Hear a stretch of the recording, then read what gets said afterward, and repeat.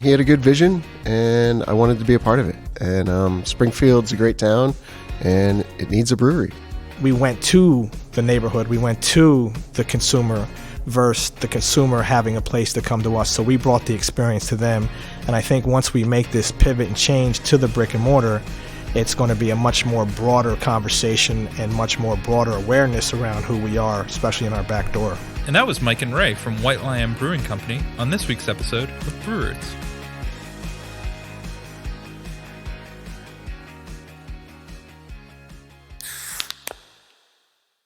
Thanks for tuning in to another episode of Brewroots, where we tell the stories behind your favorite beer. This is Sound Guy Ryan, and joining me, as always, is Matt and Erica.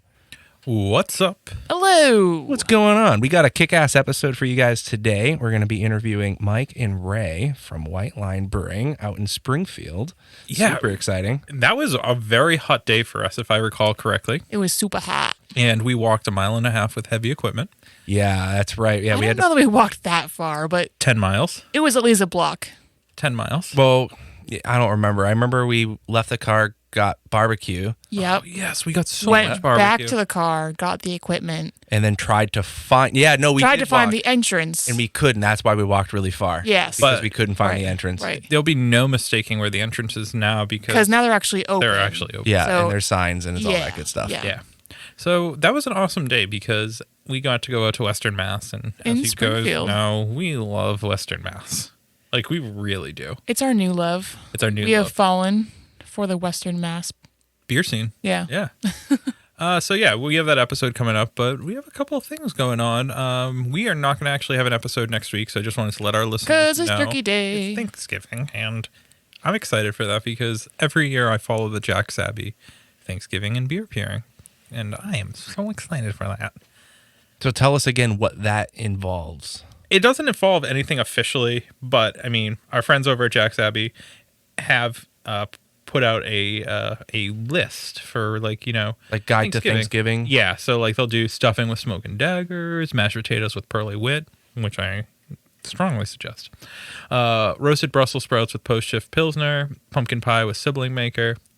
Yeah, so like all of these awesome combinations. I will attempt to give it a shot. No promises, just because I know there is going to probably be a beer that I don't really enjoy. Yeah. Not because it's Jack's Abbey, but just because of the style. Yeah, like the But- Smoke and Daggers one, I can imagine you liking like the smoky beer. I do like Smoke and Dagger. Mm. I really do. That's actually one of the very few smoked beers that I enjoy. Yeah, but I'm just a lot of people don't do them just to my liking. Yeah, I can't say they do them wrong, because that's a false statement. It's just that I don't like those particular ones that some people do. interesting. Yeah. Oh, That's fun the fact. polite way of saying. Yeah. I don't know. Yeah. I love Thanksgiving. It's like the best holiday. There's no pressure to buy anything. It's just eat as much as you can and pass out. Yeah. Exactly. It's the best holiday. Yeah, absolutely. Yep. So yeah, we're going to be taking that off, but we wanted to leave you guys with an awesome episode. But there's a lot of cool news going on in the world right now. So The coolest news. beer news, yeah. So kick it off, Erica, with Pink Boots. All right. Well, just as a reminder, if you didn't listen last week, or if you did, again, reminder, Pink Boots Hot Blend is out. So you can order yours for your brewery or your home brew and get on that. Sign up for the National Women's Brew Day, figure out a recipe, and yeah. Yeah, Ryan, that's what our homebrew should be on Black Friday. It should. Well, when are these shipping? Are they shipping now or No. Yeah, I was about to say they don't ship I don't until know if they're shipping yet. Yeah, usually they but don't ship till quite later closer to the next date. year, right? Yes. Yeah. Which is not too far away, I guess. Yeah. No, it's Yeah, not. They usually ship like January, February or Something like that. Yeah. Yeah. Yeah, that's what I thought. So that's cool. That's all good. I'm Yeah. excited for that. It's Yeah. pretty cool. It's pretty cool. Yeah, I think we should order a few packages of said hop blend, so we can try out maybe the same beer 3 different times, or do 3 different kinds. I would like that. Yeah, Indeed. That who would be knows? wonderful. Who knows? So we are drinking a beer. Well, Ryan specifically is drinking a beer. I am. Do you want to talk about that beer? Yeah. So I stopped by the city in Seabrook, and I picked up their newest, the City Project. This is number 6. Now, if you remember way back, we talked about the number 5, and I thought it was like the best one yet. I'm going to take that back and say this is the best one yet. Number 6. Number 6. Yeah. No, it's super killer. And even the guy, TJ over there, you're going to be famous. He said that this was his favorite yet as well. And I'm thoroughly enjoying this. This is a great New England IPA. That's awesome. Yeah. So Who do they brew it with again? Is it just them or? No, it's with 603. Oh, okay. Cool. Yep. Cool. Yep, with 603 Brewing. And they do this once a year. I think they do it more than once a year. this is the 6th one, so they've done it a couple times. Yeah. No, I know. I don't know how many years I've been doing it, but Yeah, I want to say at least a few. a few times a month, a year. It depends because it's kind of new for them, and I think that okay. the first few, right? They're kind of just testing the waters to see who's Right, going to buy them. Now it's And legit. now people are kind of looking forward to it, right? So that might turn into a more consistent thing, Cool.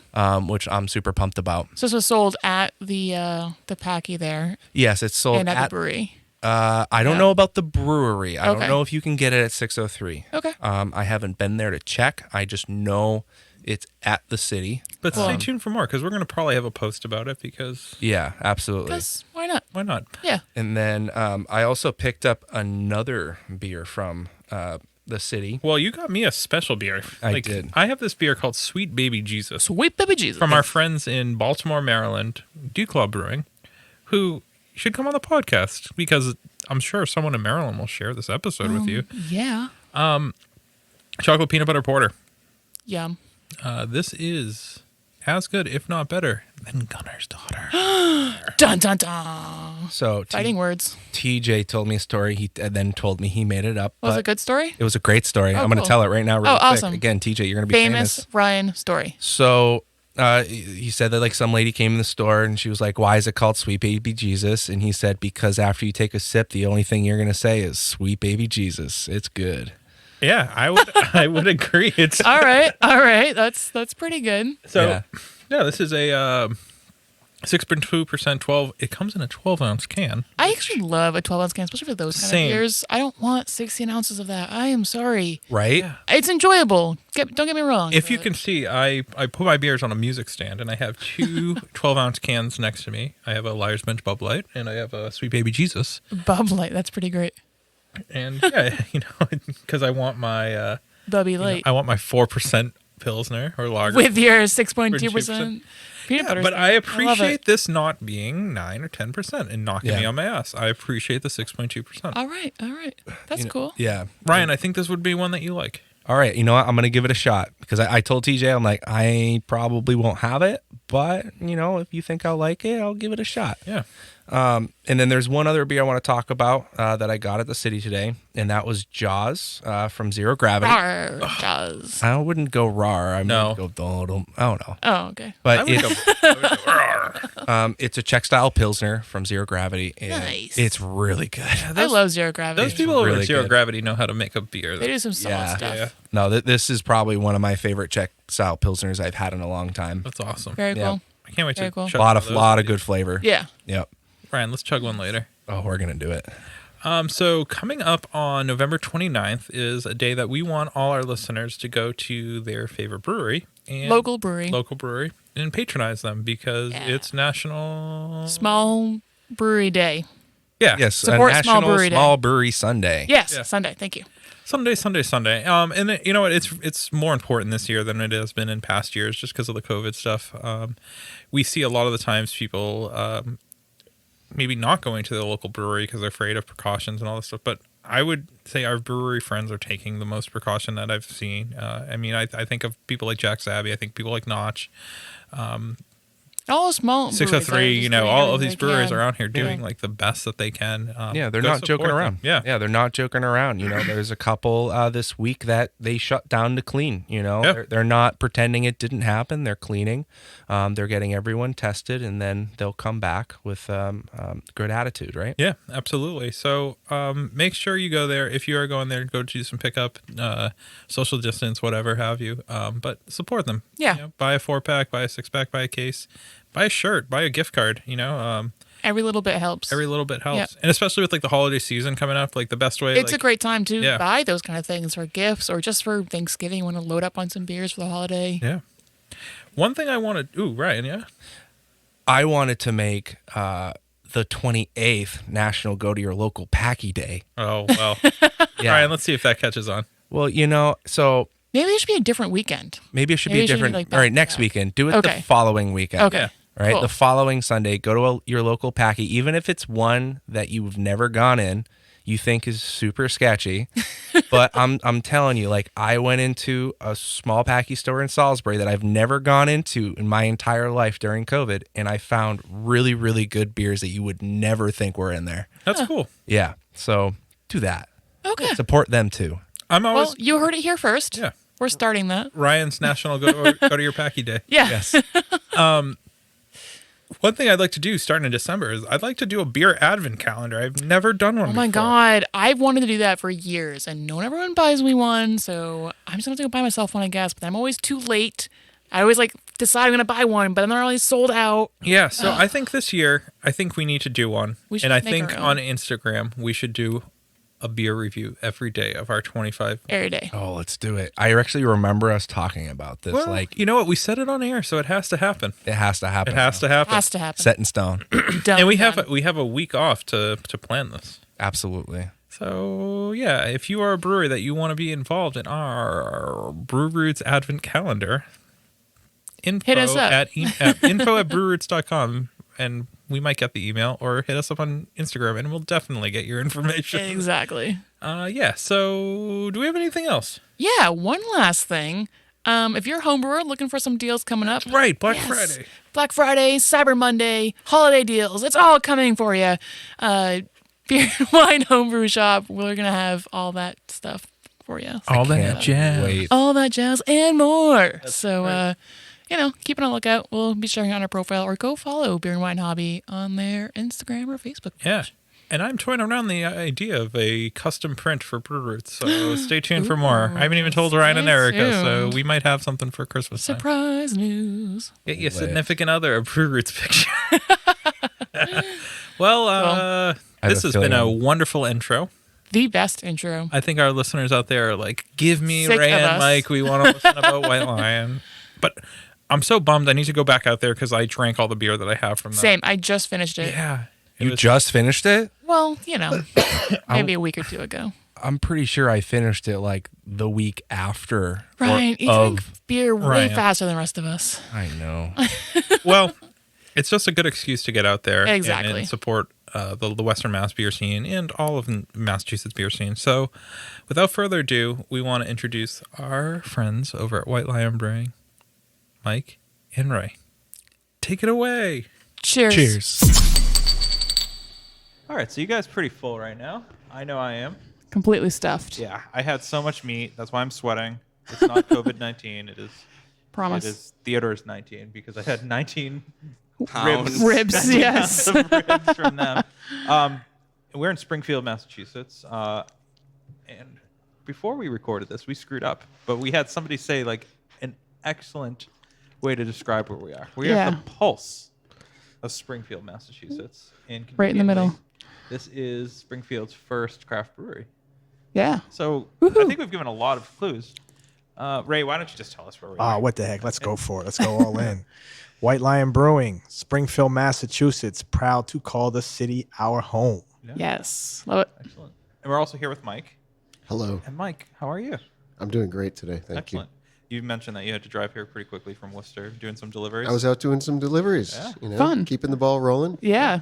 Things brew it, are very sell busy it. for you guys. You are probably one of the more popular breweries in Massachusetts right now going on. We hear you guys everywhere. Well, a little buzz. We like that. I mean, to your point, though, there's never a dull moment. Yeah. But that's why we're in it, and we love what we do. Yeah. Absolutely. So we start every podcast asking our guests what their first memory of beer is in their role at the brewery. So I can go first. Yeah.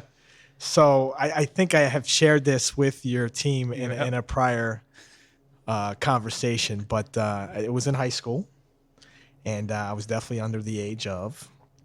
I was probably one of those junior or senior nights out, and it was the one of the famous green bottles, Heineken, and I remember I had two or three, and I I was on the next level.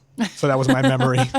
So that's great. I never forgot that. Well, that's good that you remember it. So And here at White Lion, founded the company and continue to act as the president and general manager. And we have a great team that helps me focus on other things to move the company forward. Very cool. And Mike? I also enjoyed a green bottle. It was the famous Moosehead brand beer from Canada. I was also very underage at the time, and a friend of mine procured a 6-pack, and we split it, and that was quite a night. Yeah. But I continued to enjoy craft beer at the time, which was basically imports. Yeah. European Becks, nice. Heineken, etc. And that was like the quote good beer at the time. Right, So, right. when I got to UMass, I graduated to Catamount, which was Ooh, Oh, yeah. all Yeah. right, all right. Yeah. Yep. Vermont. Yep. yeah. So that was like 1987. I was drinking Catamount Gold and Catamount Porter and living the good life. Very nice. Nice. Yeah, that's a good beer. My dad talks about that pretty fondly. You know, he's Oh, thanks. hey, listen, he still to this day has this ratty Catamount shirt that I'm like, you probably need to throw that away. And he's like, I could never throw this away. So, talk about life before White Lion. Like, what were you guys doing? You The original you said you plan, went if to you UMass. will. What was the original plan? Yeah, so I made my way to Massachusetts from New Jersey. Cool. So I'm a transplant. Did my undergrad at American International College. And then my graduate work at Springfield College. My first career was nonprofit, quasi-public, and always had the entrepreneurial spirit. Didn't know where it was going to take me.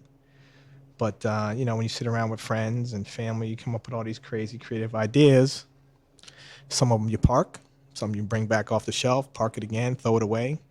But the craft beer general conversation kept coming around year over year, where it finally got to a point when I wanted to frame it out, and that's how the conversation started. When I was at UMass, we were going to one of the only good brew pubs in the area up in southern Vermont, McNeil's. And years later, I went up there looking for something to do, and I asked for a job, and they offered me a job cleaning the bar and cleaning the bathrooms. And Solid. I was like, I will take that. Yeah. And a couple months later, one of the brewers quit, and they offered me the opportunity to learn how to brew. Nice. And I haven't looked back since then. I've worked at a variety of brew pubs and production facilities all over Western Mass and Connecticut. So Very cool. So you come to White Lion with a vast amount of knowledge, and I've been in it for 20 plus years, so I've got a pretty good understanding of what's going on at this point. yeah. Nice. How did your guys' paths intertwine? Yeah. Was there a I cool love- story behind this? Yeah, I love telling a story. Aw. So at the time I was thinking about framing out the business, I was going through a leadership program called Leadership Pioneer Valley, which connected emerging leaders amongst the four Western Mass counties. And there was a gentleman in my cohort that at the time was the executive director of the Amherst Chamber of Commerce. And he was actually one of the first persons that I had shared the idea with outside of just immediate friends and family. And he was like, when you get to this point of knowing you're going to move forward on this, I know 2 or 3 brewers that may be interested in what you're trying to accomplish. I said, all right, cool. So several weeks or a month went by. And I said, I think I'm ready to meet with some folks just to have a general conversation. He said, all right, I want you to just meet with this one guy first. And it would happen to be Mike. And so he gave me Mike's contact information. And I think at the time I had a friend reach out to you first. And but at the end of the day, we ended up meeting at Plan B, downtown Springfield. I had pitched him, shared with him, what I was looking to accomplish. And he let that marinate for a while and came back and said, yeah, let's see what we can accomplish. And, it's been a journey, but he's been there from day one. Nice. Yeah. That's What awesome. year was that? You guys have This been around is, for a little while. So started to frame out the conversation in 2012. Probably didn't get to meet Mike until maybe late 13, early 14, because we launched our first product in the latter part of 14. So I would say maybe 2013, the latter part of that. To echo Ray's thing, I was working at a brew pub in Amherst, and our mutual friend approached me and said, I got this guy that wants to open a brewery. Long story short, we decided to do a Pale and a cream. the pale ale. And didn't we do all 4? Oh, but the first two that launched were the pale cream, and then we followed that up with the black IPA, and then the red ale. The red ale. Nice. So we kind of launched with 4 beers. Imagine starting a brewery today with those 4 beers. Right? That's what I was just thinking. Like, whew. Yeah. That is a awesome lineup. That's like Yeah. right up my alley. So I'm like, yes, that's awesome. But So out of those 4, the only one that remains is the Insane Main Red Ale, and that's because it's won a number of national awards and just a hearty Nice. beer. Yeah. The pale ale, we changed the formula a little bit of the recipe, so now we call it Pale Ale 2.0. But the black and the we get a lot of requests for the cream, so I'm sure once we get the tap room back open, the It'll cream come ale may back. come back. Yeah. Very Yeah. nice light beer. so was it kind of like a match made in heaven? You guys knew like similar ideologies, or like what was it that was like the He's really handsome. yeah I was smitten. yeah Definitely. No, we just hit it off. Yeah. And he had a good vision, and I wanted to be a part of it. And Springfield's a great town, and it needs a brewery. So Yeah. that was his goal from day one. Let's bring a brewery to Springfield. And it's been in my backyard for the last 30 years now. So Yeah. here we are. Yeah. And then I'm sorry, what year did you say you started all this again? So our product officially launched to market in November of 2014. Wow. Nice. wow. So it's been That's been a long Yeah, time yeah, for not having any kind of brewery. brick like, and mortar. Yeah, right? brick and mortar. Yeah. Yeah. So where have you been brewing this entire time? We started partnering with Ipswich Brewing Okay. out in the Okay, eastern cool. part of yeah, the state. Cool. Oh, we know that. Doing great 12-ounce bottles. Yeah, yeah, right. Remember those? Back in the day. And then a couple of years ago, we kind of segued and started working with a local brewery, Brewmasters Brewing Services, out in Williamsburg. Yep. And it's been nonstop with them for the last 2 or 3 years Yeah. now. Absolutely. Switching to cans, of course, Right, like right, everybody right. else. And it's just been great because I can be more hands-on there because it's closer and Right. whatnot. Absolutely. Yeah. Mike, I'm always curious when we talk to people who've been in the industry for a while. Did you ever see a time that the preferred method of drinking would be cans over bottles? I did not see that coming, Yeah. but I was quick to embrace it. Yeah. And it's hard to imagine life without cans at this point. Yeah. So Yeah. Yeah. Yeah, absolutely. Ray, what's important about the Springfield community? You obviously left New Jersey and you came here. Yeah. And you stayed. Why did you stay? I grew up in a very rural town. It was one of those Friday night football towns. What where exit off of? What It's exit? it's the last exit going. That's That's what people always off of tell me to 78. ask. Right, right. If you know someone from New Jersey, ask them what it's exit. literally the above. last. Yeah. It's the last exit. So yeah, it's just like one of those towns. Everything shut down Friday night, and everyone rallied around the sports themes for the high school. But I knew just there was something bigger out there, right? The town was literally 16,000 people at the time. Yeah. Everybody knows everyone. Everyone knew everyone. So, when I got to Springfield, I was still young. I was 17. And it just opened up my eyes to some other things. It wasn't an overwhelmingly large city. It was Yeah. very manageable for the age that I was in. And it was only a 3.5-hour drive back to New Jersey. So it was still close by. I didn't have to fly or anything. So once I graduated, I started to network and meet some folks and was very comfortable in that space, and then wanted to continue my education, and then decided to stay. Vested myself in the city, vested myself in the community, and met a lot of great people. And obviously now the city of Springfield's my own. Yeah. You mentioned community. It's such a big theme in the craft beer scene. Yeah. What are you trying to bring to Springfield other than just a brewery? So the brick and mortar follows. I mean, it's secondary to the initial conversation that we started.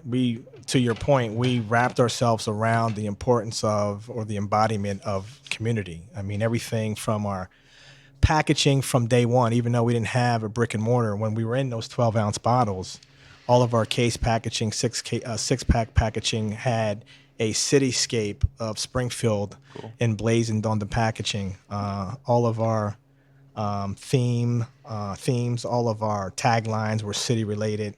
So as I stated, my first career was nonprofit, quasi-public, and in that space, it was all about business development, community engagement, trying to move the needle to make the community a better place. And so when I transitioned from that space into the craft beer space, it was just a natural transition to incorporate and embody that same conversation, those same principles and philosophies. And that's one of the reasons why we have the name White Lion. And we looked at it as an opportunity to be part of the overall general and much more broader conversation in the city of Springfield around its renaissance, its revitalization, et cetera. So even without the brick and mortar, we ingrained ourselves. We went to the neighborhood. We went to the consumer versus the consumer having a place to come to us. So we brought the experience to them.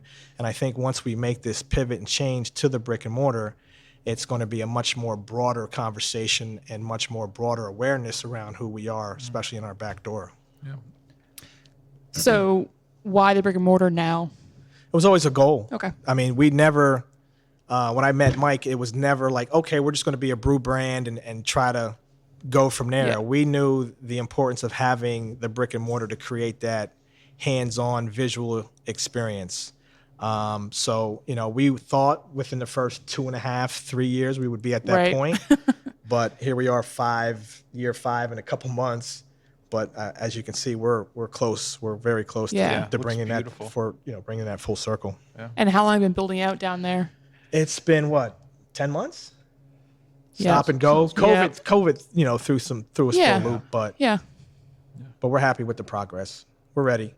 Yeah, I bet. Long overdue. Mike, how excited were you to pick a brew house? And, That was a great moment. Just to echo Ray, we've been looking at locations for the last 2-3 years, and I keep saying I'm going to make a list of all the places we've walked into and walked out. and walked out of, Yeah. or investigated, Yeah. and a lot of them were on the fringes of Springfield because breweries often are in a warehouse or whatnot. And but Ray always wanted to be right in the heart of downtown, be a part of that downtown community, and so it took a long time for us to find the right fit. Yeah. And so here we are. We're right in the center of town, and I'm really excited to be a part of the everyday, workers getting out of work and coming downtown and having a drink with us. So Right. With food. with food. For now, right? We'll get right. into that in a little while. But people are going to listen to this episode in a year and be like, what a weird friggin' time. So to go back to the brew house, what's the brew house that you guys are going to be brewing on? How many barrel system? It's a 15-barrel system. Cool. Good stuff. Steam fired with a couple 15-barrel fermenters, a couple 30-barrel fermenters.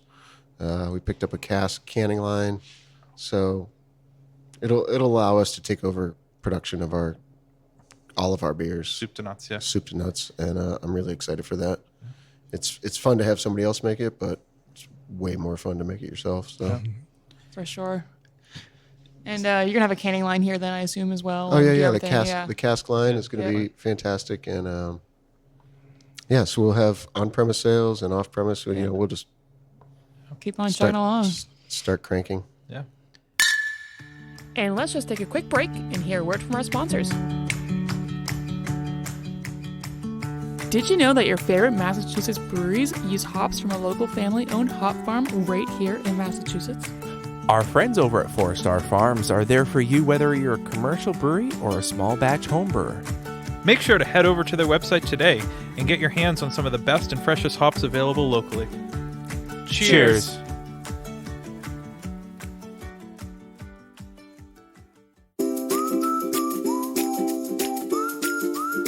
At our local homebrew shop, Beer and Wine Hobby, you can get everything you need to make beer, wine, cider, cheese, and more. Not sure where to start? They have knowledgeable staff there to help.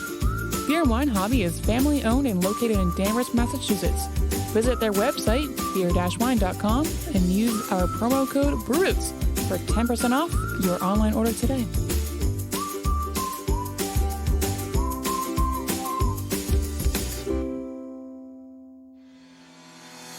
Shirts on Tap is the box subscription service where you can get some of the dopest brewery t-shirts out there. I'm talking breweries from Dallas, San Diego, and even our home area of New England. And you might ask, how do I get my hands on some? To get your first box for $5, click the link below in our description, or head on over to our website, brewroots.com. Remember, drink better beer, wear better shirts. This location you mentioned before it was a mall. Yeah. Do you guys remember going to this mall at any point, or? I do not. When I first arrived to the city, I think it was going through its transition. So I don't think it was what it used to be in the past. But speaking to that point, the space that we're in sat vacant for 20 years. Oh, wow. Used to be a restaurant called Spaghetti Freddy's. So, to be in a position to go in and reactivate or activate that space is pretty cool, So yeah, we're just, to Mike's point, it's been a road, it's been a journey, some hiccups along the way, but that's what happens when you're a small business. For sure. But through community support, perseverance, sweat, tears, all of the above, we're at a place where we're a lot more excited to move forward. It was safe to say there was a lot of optimism for 2020 for you guys. I remember talking to the Mass Brew Bros in 2019 and being like, White Lion's opening up. Right. It's going to be big. We were all excited for 2020, I think. Right. The elephant in the room, obviously, being COVID. How has that affected you? And you were on a previous podcast with us kind of discussing this, but how has it affected the plans? Yeah, so to your point, going into 2020, we're very, very, very excited. We had pretty much the majority of our equipment in place, or at least on site. We were slowly building out the storage area. Our sales team was doing an incredible job in the field, engaging, fostering, opening up new accounts. We were about to hire another salesperson, and then March rolled around, and there were a lot of questions in the air, and then obviously that's when the light switch went off. And at that time, we started construction, and we had to put a pause to that. And we started to, we saw the pains like every other small business, especially the hospitality industry. Yeah. Those pains and strains and stresses where, we had to make some of those tough decisions and had to lay off or furlough a couple folks. And it went back to the original team on the ground. And that was Mike and I out there. And we had a part-time salesperson who was once full-time, but we kept a part-time salesperson. And, 2.5 bodies we were doing a job of 7. Oof. And yeah. Woo, that's what we still say that though. Damn. But the restaurants took a hit. They had to shut down for a period of time, and the on or off-premise locations continued to churn and operate. So we were able to keep in contact with them and fulfill their orders. And then we've slowly been able to get back to 6 of the 7 are back on the job now. Yeah, it's Congratulations. awesome. Yeah. Can we talk about kind of what you have been doing since COVID? We've had a lot of things go out in this nation, and you've kind of been talked about quite a bit in the Massachusetts community, being African American. Mm-hmm. How do you feel representing the African American community in Massachusetts? So we're one of 6 or 7 Black-owned breweries in Massachusetts, and one of 60 or 70 in the United States. Wow. So I think there's 180 or so breweries in Mass, and over close to 8,000 in the 50 domestic. So, it's an honor. I had shared with others, and I continue to share. When I started the business, it was never through the optic of I'm going to be that first Black or one of a handful of Black. It was truly an appreciation of the craft, and but I am very cognizant of the importance of being one of the first. When you look at any trade, any background, there's always a first or a collective of first. So to be part of that conversation is humbling. It's an honor. And, I hope that, we can pave the road for others that may be on the sideline or questioning or thinking about that. This may give them an opportunity to be hopeful and welcome themselves to a very cool, creative trade and space. I can't preach that enough. That I always share, and I may have shared with you and your team on the first podcast, that in order for the trade to grow, it's got to It's got to embrace communities of color, and communities of color got to be comfortable entering the space and see that there's a lot of creative and cool stuff going on. Yeah. Your liquid speaks for itself as well. Yeah. That's that legend. That's why we put Mike. It says legend somewhere. That's Mike. 20 years in the game. But I mean, Yeah. it's a collaborative effort between you two. I mean, I think you guys are like the yin and yang for each other. I think without each Fair. other, I mean, you were a successful career before, but to be able to Yeah, meet together, I Absolutely. see really great things for you guys. he's a good guy. He really is. I don't want to blow his head up, but he's it's like an older brother. That's awesome. We do work well together. Yeah. Ray often comes up with a concept for a beer, and he's like, I want to do this, and I want to name it this, and I want it to look like this, and I'm thinking about this. Go do that. I'm like, all right, let's work it. Yeah. And so far it's been pretty successful. We've had a pretty good run lately. It's been very favorable. Yeah. You guys have been fortunate enough to kind of be in the Massachusetts beer scene for quite a bit of time, since 2013. Yes. So you've seen the evolution of the mass beer scene kind of evolve and grow. We've seen the growth of Treehouse, Trillium's, Night Shift, and you guys have been there along. Why do you think the Massachusetts beer scene is growing the way it is and having as much success as it is? Wow. That's kind of an understatement. You've been like, it's growing. It's been exploding. It's like, Yeah. I was trying to remember like how many breweries there were, when I started a long time ago. There was like a handful or something. And now it blows my mind that there's 180 in Massachusetts. Over 200. Yeah. And Yeah. 200 now? Wow. 220. Yeah, 230. right. So Just blink. Yeah. it's kind of fantastic, because it's kind of getting back to the back in the day when there was a neighborhood brewery in every neighborhood, and people had that local pride, and they enjoyed their local offerings. They weren't, that's what it was back in the day, like hundreds of years ago, and then it turned into this mass market where there was only like 5 or 6 offerings for the whole country, and everybody was enjoying the macro. And now it's coming back to everybody's got their brewery within 10 miles of their house. Yeah. And, New England and Massachusetts as a whole, or vice versa there. It's just, we're progressive and we want to enjoy quality stuff, and, we're not short on ideas. So there's a lot of creative beers coming out on a regular basis. So. Yeah. What are some of your favorite beer styles? Talking of creative beers coming out. I'm a classic IPA All right, guy. all right. I like my hoppy beers. Yep, yep. So you don't like lactose? I'm not afraid of a little lactose, but just about everything. I think my taste buds are kind of fried, so I need a good IPA to kick it into gear. There's a lot of great New England styles out there, and now people are getting creative with double chocolate strawberry Cereal. blonde Right, cereal right. beer. And I'm sure once I get a little brew pub to start cranking some stuff out, I'm going to get a little more creative. But for now, we're still sticking to kind of traditional styles. Yeah. But yeah, Massachusetts is rocking. It's really I like the creativity of it. Mike knows that my brain tends to gravitate towards chopping it up a little bit so I know that once we have everything upstairs running, that he's going to get a lot of requests for some weird stuff. But that's what it's all about. I mean, the consumer they're always looking for something just a little bit different. Yeah. Yeah. Familiar enough that it Right. can beckon And the back. consumer drives a lot of that conversation.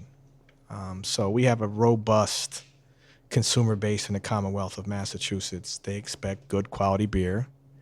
They're mindful of that, and they're not hesitant to try something outside the box. And I think it's up to the breweries to continue to raise the bar, especially with some of the outside other brewery pressures. So it's up to us to raise the bar and continue to please the consumer base in the Commonwealth, all while not being afraid to step outside the box. I mean, there's no other liquid that you can put your hands on that you can be as diverse than beer. You can't do that with any other liquid. So the sky truly is the limit on how you want to approach it. Yeah, that's a great way to put it. Let's talk about what we're drinking today.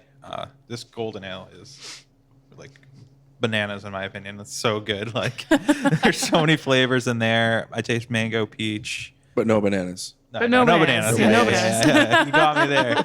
Yeah, but it's awesome. And I Thanks. love the form factor.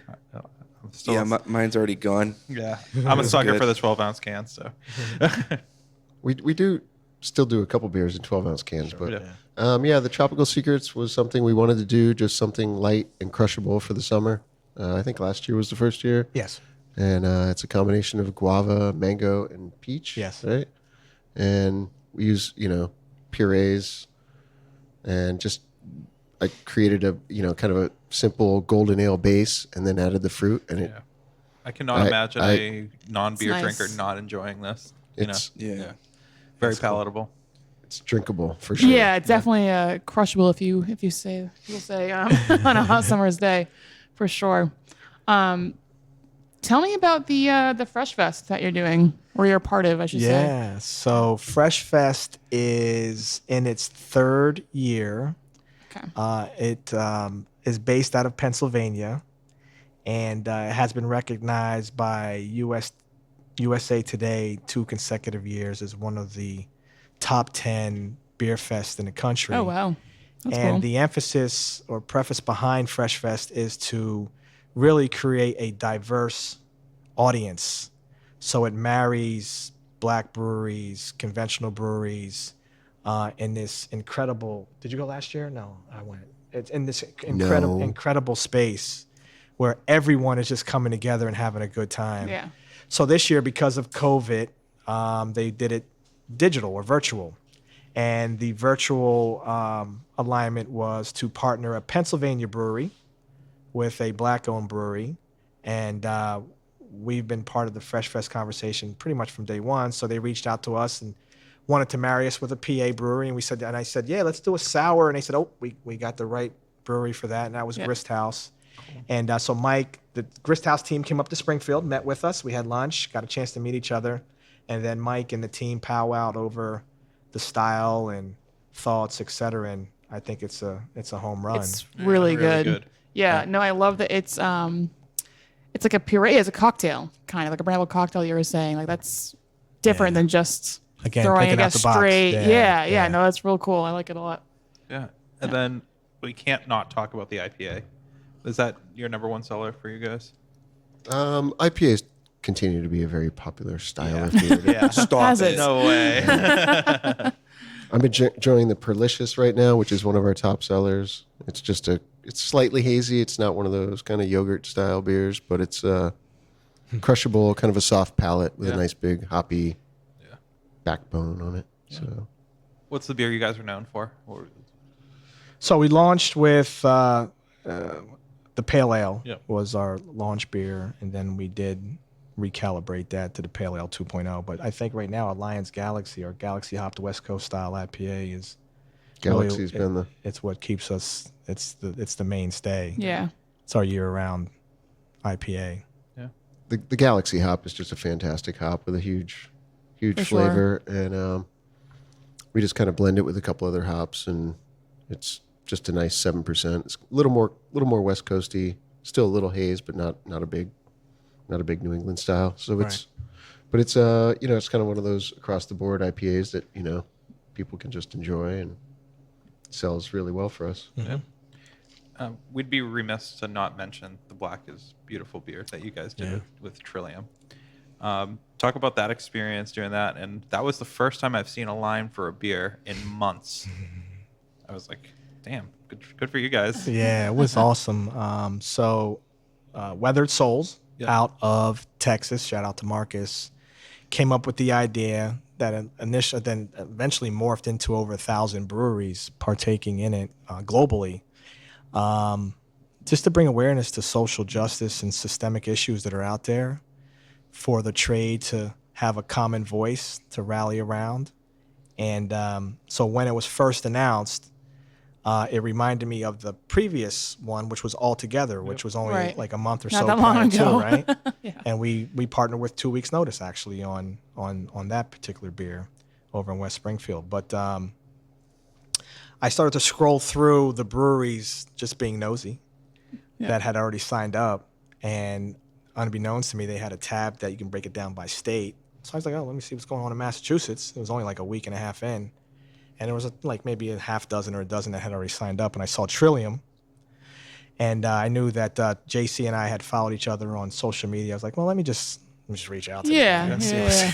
You know, hey, it was like 9 o'clock at night, and he responded right away. It was like, oh yeah, let's have this conversation tomorrow. Nice. So we got a little bit more in depth on it, and just started the conversation. And it was like a no brainer to him. He was just like, yeah, let's connect the dots, build the bridge, be unified on this, lead by example, and the rest is history. You know, it's been pretty cool working with him and his team. Yeah. It's been awesome. And I know, Mike, you were able. Did you go down to the which location did you brew at? Well, JC and I actually we did a virtual collab. Yeah. So he and I hooked up on the phone, and we took the base beer that we were working with, and we said let's blow this up a little bit. And he and I just went back and forth for a couple conversations, a couple hours, and kind of came up with the biggest, baddest stout I've ever been a part of. And Yes. I've brewed a lot of stouts over the years, but this one kind of went over the top a little bit, and it just came out fantastic. And after, it's a 9% imperial, so it's a big beer, and it's a big flavorful beer. And then we aged it on Papua New Guinea vanilla beans for a few weeks. And Why not? just I've been enjoying it. It's hard to enjoy a 9% stout this time of year, but Right. it was still like it's like a milkshake. It's so satisfying. Good And I mouthfeel and everything. That's awesome. But he was a pleasure to work with, and it was just one of the best collabs. So Yeah. Speaking of collabs, or anyone else, have you guys done collabs before? I know you've done the collabs in the past, but what are some other ones that you guys have done? So we did the All Together with 2 weeks notice, the Grist House, with Fight the Sour, and then the third one was Trillium. So Yeah. that's it. There are And- 3. The trifecta, yeah. Nice. Yeah. Any dream collaborations for you guys? There were a couple of dream collabs. I mean, I don't want to put a brewery out there, but in the back of my mind, I know I have a couple that I would love to engage and start a conversation with. Just send him a DM. It worked the first time. Yeah, right. Just slide one in there. Right on. Right. I mean, even if I go knock on the door, you can't say no once you knock on Right, the door. exactly. Right? I'm here, ready to brew. Let's do it. Yeah, if you go to Russian River, drive down that way. Hey, I'd like to do this. But again, That's it just talks about the trade. It speaks to the trade, man. How everyone For is willing sure. to work with each other. So it's Definitely. pretty Cool. Mike, do you have one? Same answer. same answer. Yeah. Well, Before we get too far, let's crack open a fresh beer and hear a word from our sponsors. Are you a solo artist, band, podcaster, or anyone else who needs recording services? Well, we got a place for you where your vision can become a reality. welcome to Small Pond Studios, built by hand with heart and sweat equity by musicians for musicians. Go to smallpondstudios.io to reach out to get more information. And make sure you let them know that Brute sent you.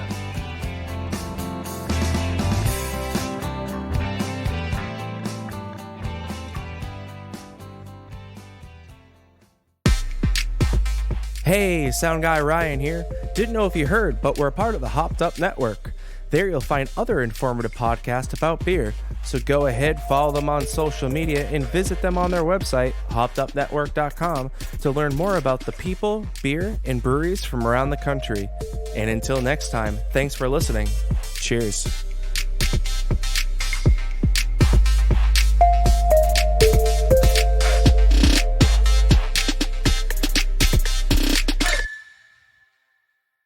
So the Massachusetts beer scene is awesome with collaboration and all of that stuff. But the community is really where we stand apart, I feel like. And we've talked to other states, and they say, oh, yeah, we have a great community. But hearing the stories week in and week out of, I ran out of grain and some other brewery helping you out. Have you guys experienced the same thing? All the time. Yeah. Yeah. People will call me, and I'll say I'm looking for this, and I might not personally have it, but I'll be like, oh, I know he might have it. So there's just this, it is a support network that we're all in this together. And so, yeah, little things like that, because grains don't always come through. And sometimes it's brew day and you're like, I need 2 bags of this right now. Yeah. And somebody will be like, all right, a couple phone calls, text message, bang, bang. Yeah. So it's great to be a part of that. Yeah. So where would you say, 60, 70% done with the build out upstairs? Yeah, well, Mike just had a conversation with the general contractor. He would love to have Mike or we would love to be in the space brewing by September 1. We had thought, Oh, wow. we thought it'd Damn. be a little bit sooner than that, and then the tap room and kitchen will follow after that. So we're getting close. For sure. Absolutely. Yeah. That's really close. Yeah, that's no, really that is close. really Yeah, close for people considering how listening right long now, you've come and everything. That's But right around the I'm corner. so excited to get in there. Of course, I can't even imagine. So you mentioned the system that you're brewing on and everything, but where do you guys see yourselves going next? I know, obviously, opening up the location and embracing the Springfield community further and having them come in, but what's next for you guys? Yeah, so we're excited. I mean, we're in a position to continue to self-distribute our product. A lot of the accounts that we manage and continue to foster are out of Western Massachusetts. We have a sales team in Western Mass. We have a sales team in Worcester County. And we have pockets of deliveries further east. So, we're looking to continue to expand that conversation, continue to build our portfolio.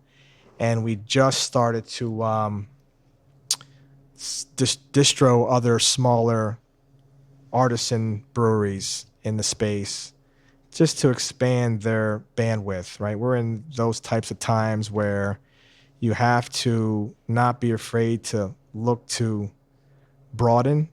You can't look at it from a business lens of just one line of revenue. Yeah. And there's a number of models in the Commonwealth where they're just tap room only. But as we see, COVID could seriously impact that type of model. So you have to be in a position to be open to doing a pivot and looking at other ways to diversify to be sustainable, right? So when you look at our space, and there was a number of outside beers coming in during COVID that were not part of the Commonwealth. I mean, New Hampshire beers, Vermont beers, bigger Right. beers, right? That came in because they saw the importance of COVID impacting their business model, where you had to build that bandwidth, and we want to Right. be able to help the smaller breweries that may be in that particular predicament to expand their bandwidth. So it's not as if we're going to be taking on 10, 12, 15 breweries, but we want to be able to have a nice handful, a nice collective Yeah. that we could we all can grow with each other. Definitely. We were talking earlier with a couple other breweries saying that we feel like this area is underrepresented. Saying, we feel as though like they're not. This doesn't get the same respect that maybe the eastern part of the state gets. But you guys have damn good beer out here. Why is it that you guys don't get that same respect? It's the fabric of the Commonwealth. So whatever trade you're in, just even from a political lens, whether it's politics, the nonprofit sector, for-profit sector, anything east of Worcester is where a lot of the activity is. So in my previous life, I used to delve into the local regional political scene, and we were second or third tier thought. And I just think that's just the evolution of how the state is set up.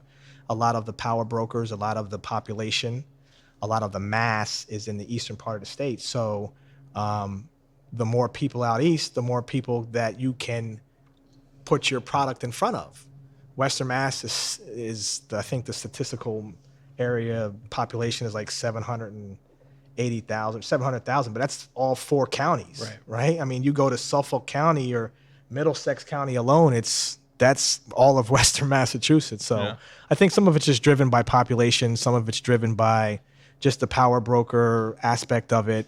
But to your point, yeah, there's a lot of great stuff going on in Western Mass, and I just think through time, I'm hopeful through time that there will be more of an awareness, but there is a plethora of breweries out in Eastern Mass that cater to that population. So that population really doesn't have to travel too far, right? Because we talk about craft being local, and there's some kick-ass beers out there. And if I was around some kick-ass beers, I'm not going to travel 3/4 of the state to go find some other beers, right? You should, though. People in our area, our friends, you definitely should go out there because seriously, like we have. It's not that long of a trip. Just Yeah. make a day of it and go explore all these amazing breweries out here. No, I've been Yeah. out there. Trust me. Yeah. There's some good stuff. Yeah. Oh yeah. Good stuff. It's like Disney World. Right. So, what about local ingredients? You guys trying to use some local ingredients? Yes. Yeah. Yeah. Short and Yes sweet. would be the answer. We've got a great local maltster in Valley Malt, Yeah. and then Northfield, North Star. 4-Star Four-Star Farms. Farms. 4-Star. In, Yeah. in Northfield. In Northfield. Yes. I always get that confused. We hope to be using them more and more Yeah. as we start doing our own thing. It's kind of a challenge right now under the contract scenario. For but- sure. And then I just heard of another malt house that's opening up in the eastern part of the state. So Yeah. they just reached out, and so No, Stone Path, I believe. what it's called. Stone Path. All right. Yeah, I believe it's one of them anyways. Yep. But Yeah. yeah. Well. But yeah, support local. Yeah, Any way definitely. we can. Definitely. Absolutely. Yeah. If you were to describe the Western Mass beer scene in couple words, how would you guys describe it? Awesome. Awesome. It is. Yeah, I would say it's pretty robust and incredible. There's just a number of breweries crushing it in their own respective space and getting a lot of attention. So, yeah, it's all about working together, raising the bar, and making our product better for the consumer. Yeah. For sure. I'd like to know what you guys are drinking at home. I'm sure there's plenty of White Lion at home, but what are you guys drinking? I'm starting to gravitate towards a lot of sours. So one of my neighborhood spots is the beer shop, like literally like a stone's throw. So Nice. every other Sunday I'm in there just checking it out. But sours, still looking for a nice IPA, New England-ish type IPA I gravitate towards. Yeah. Not heavy on the ABV, just light, crushable, flavorful.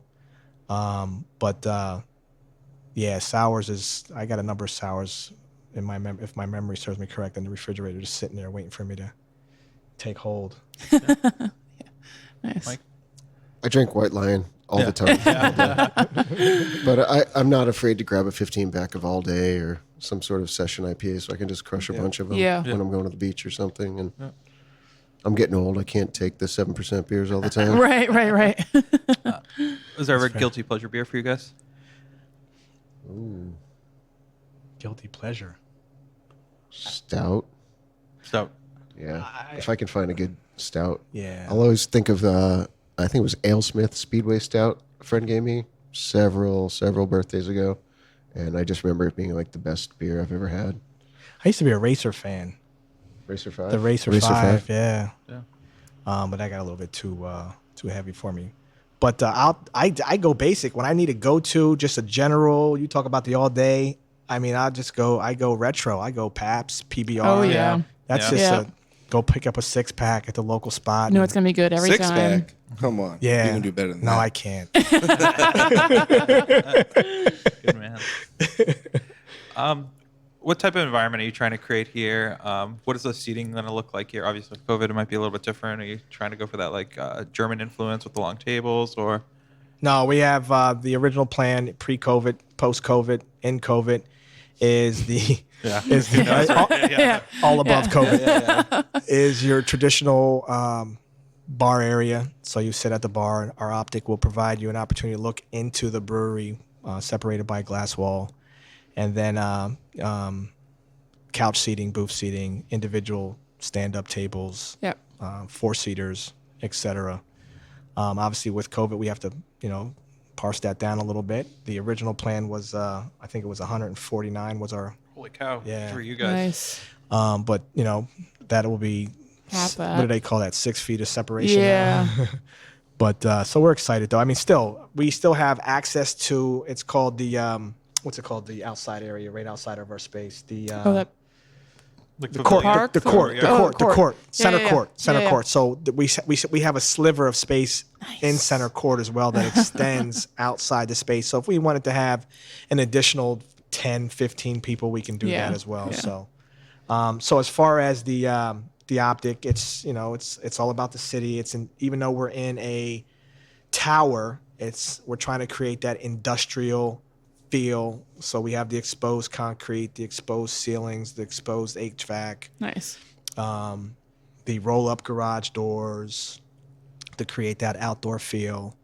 And the environment is all about being inclusive, open to everyone, safe space, safe conversation, good beer, nice vibe around music and entertainment, and just being another piece of that downtown puzzle. And that's how we approached it. It's hard to imagine right now, but we're putting a stage in the corner, so I see a band and a couple hundred people raging on a Friday night. Raging. I'm excited for that. Yes. Pizza, beer, Yeah, I saw the pizza. wings. Oh, on there. yeah. So, Yeah, solid Friday like I afternoon. said, it's hard to imagine right now, but eventually we'll Yeah. be part of the fabric of Springfield with a lot Better of people hire having a lot of. guy. And how many? we know one, right? Yeah. How many beer taps will you have? We're putting in 16 lines. Wow, nice. so That's Nice. awesome. good variety of stuff. Yeah, definitely. Absolutely. Back to my brew pub roots, Yeah, There's exactly. something for everybody. For sure. Seltzers. How do you guys feel about hard seltzers? Will that be part of the plan at all? I have my thoughts.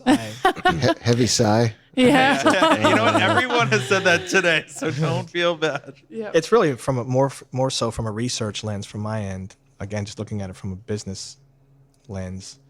I think that the consumer appreciates obviously local craft beer, Right. and I think they too would appreciate good local seltzer, but maybe not on the mass market retail shelf space. I Yeah. think if they came into the tap room, if you had it, One or two then options. then they would embrace that. But I think it's extremely difficult to go out there and compete with White Claw, Truly's, White Claw. the Yeah. bigger boy. So through just general conversation, when we go out to accounts and I'm delivering or whatever, doing sales, I'll ask, I'm like, hey, how's the seltzer game?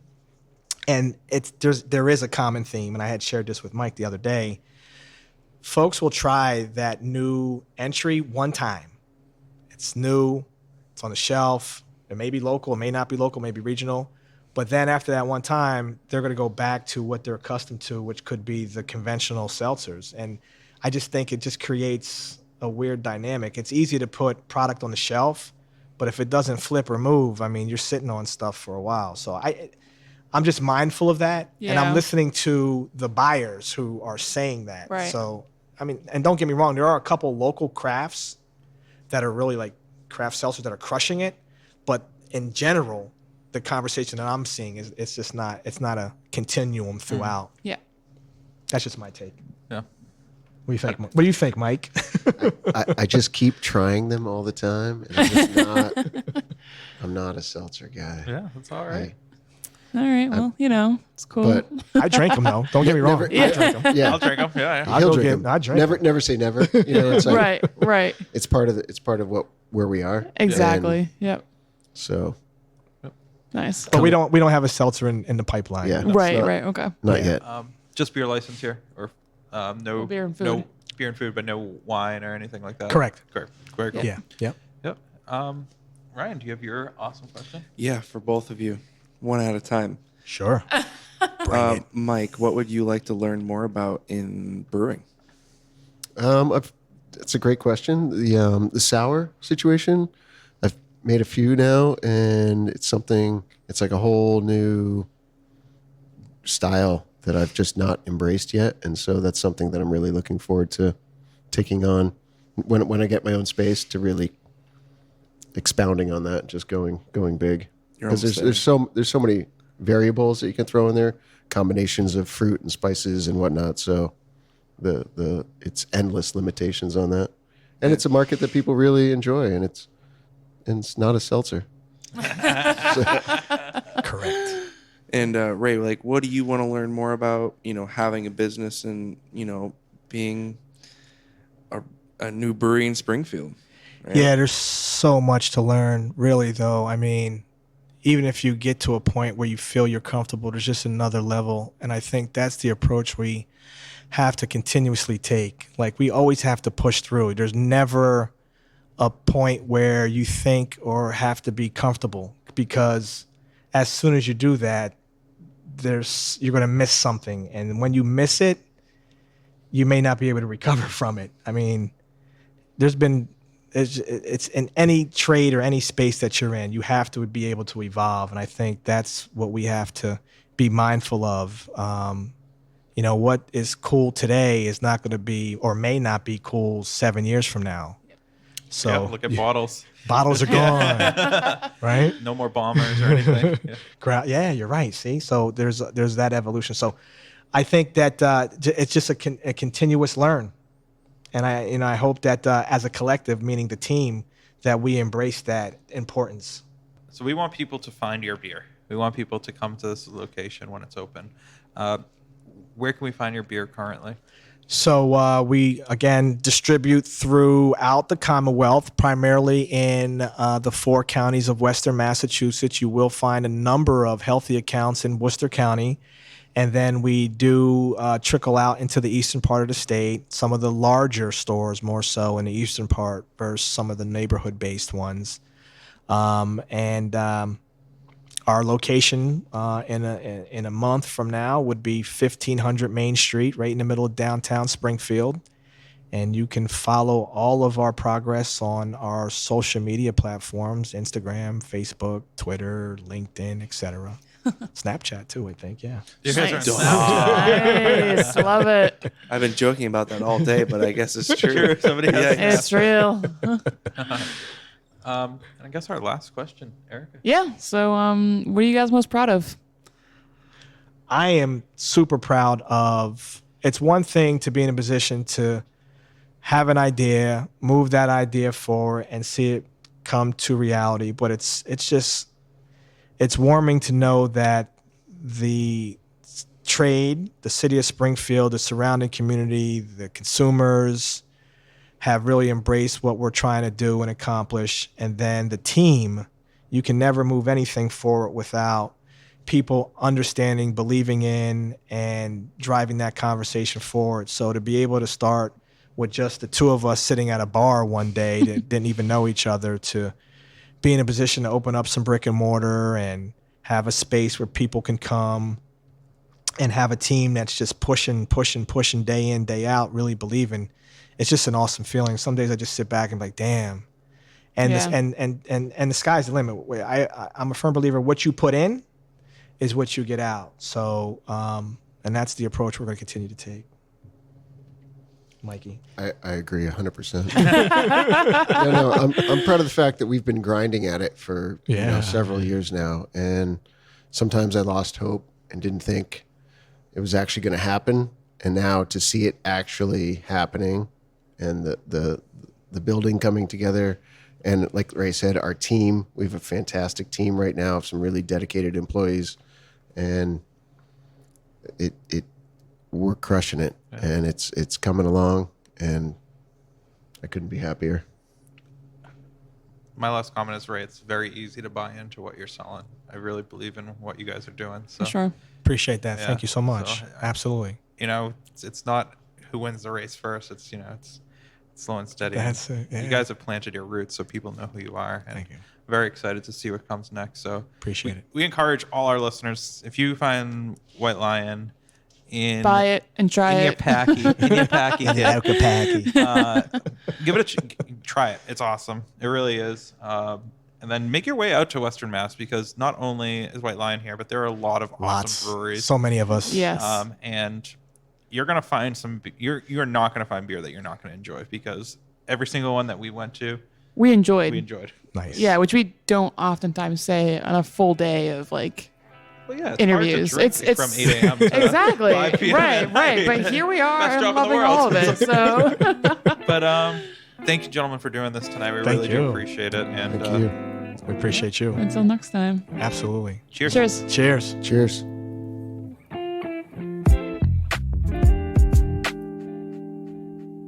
All right. Thank you, everyone who has taken the time to listen to this. I hope you are enjoying your families, whether they're in person or at a social distance over Zoom or FaceTime. We wanted to take a moment to just thank all our listeners out there. We are certainly thankful for all of you who have either shared, subscribed, told your friends that you like it, told your friends that you hate it, and made us better. We really do appreciate it. 2020 has been an awful year for everyone out there, but for us, it's been such a great year of growth with the podcast, and we seriously could not have done it without all of you out there in podcast land. So we wanted to thank every one of our guests, all our listeners. We are seriously thankful for you this Thanksgiving. So do we have to say anything more? Negative, Ghost Not Rider. at all. Well, you know what? You're going to find out on social media at Brew Roots across all platforms who our next guest is. Or if you're already following us, you know who our next guest is. So if you're looking for an episode next week, just go back into our catalog. What do we have? Like 137 episodes that you can listen to between now and then? 140. 140. Oh, whoa. Go back and listen to all of them and tell us which one's your favorite. And maybe we'll send you a shirt. We have some cool tie-dyed ones. We do. So until December, I guess it's going to be December. We'll catch you then. Cheers. Cheers. Cheers.